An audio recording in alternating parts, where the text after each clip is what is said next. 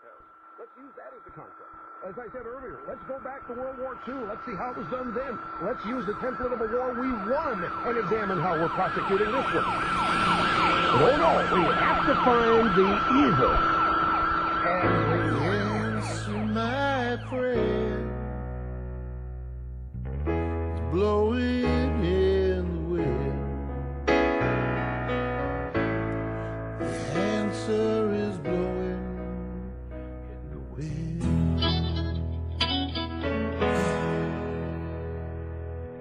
All about the instigator, because there's something in the air. Yeah, there's something in the air, but it's not on the airwaves. And we have got it together.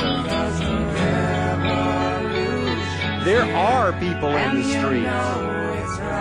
You know, at the very onset of Oil War II, there were already more people on the streets protesting than there were at the height of the Vietnam War. Yeah, there's something in the air, all right, but it's not on the airwaves. If you put a half a dozen JCs in Cincinnati on a street corner waving yellow ribbons, Fox News acts like it's a Republican Woodstock. And they're all singing, by the time we got to Fallujah, we were 500,000 strong. But you put 1 million people on the streets, they're going to build a fence around you and call you a protest zone. There's something happening here. What it is ain't exactly clear. There's a man with a gun over there telling me I've got to beware. It's time we stop. Hey, what's that sound? Everybody look what's going down. We like to look at Vietnam through the soft focus of Hollywood. Love is the song we sing. Feel the way we die. Which took the blood of war and turned it into rose-colored glasses.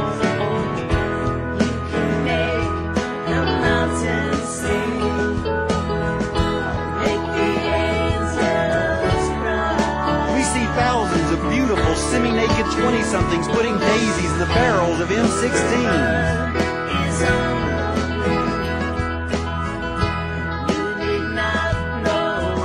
All to the tune of Country Joe McDonald singing 1, 2, 3, what are we fighting for?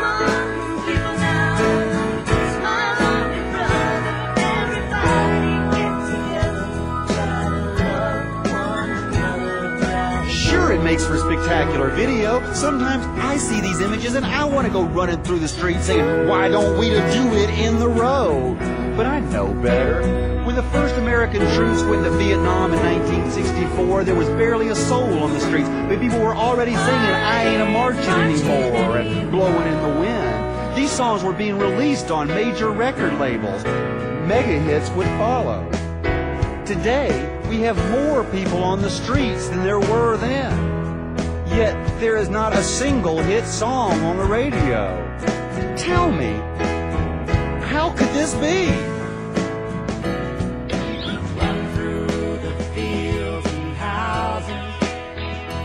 There is something in the air. You've got to get together sooner or later, because the revolution's here. And you tell me over and over and over and over again. I mean, it's not like Barry McGuire was this deep-thinking anti-war intellectual when he sang evil destruction. Nah, he was just jumping on a bandwagon that was made possible by the people in the streets.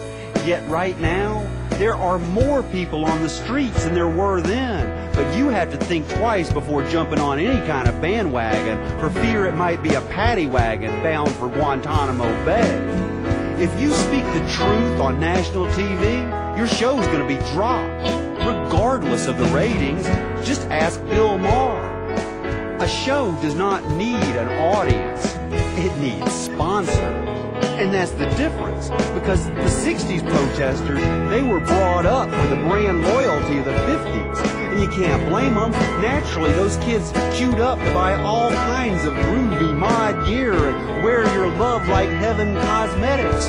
But today's protesters, they don't buy anything. Imagine no possession. They don't shop at the Gap.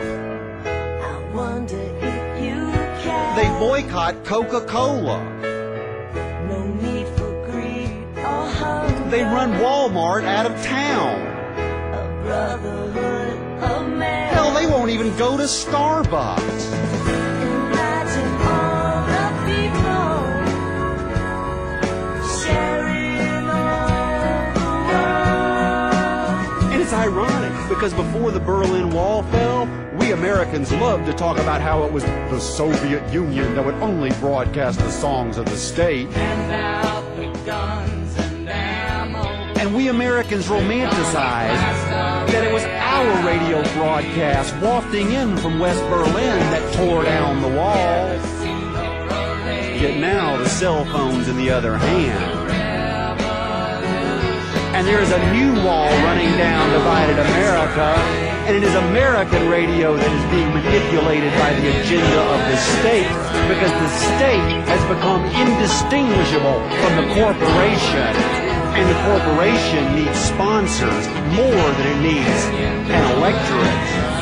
Yeah, there's something in the air, and it may not be on the airways, but soon, my friend, it will be the people's broadcast wafting in from the Indie Media Center and Free Speech TV that tears down the wall. And this time, it's not going to be the Berlin Wall that falls. It will be Wall Street.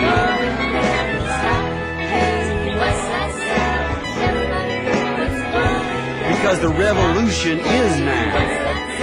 There is something in the air.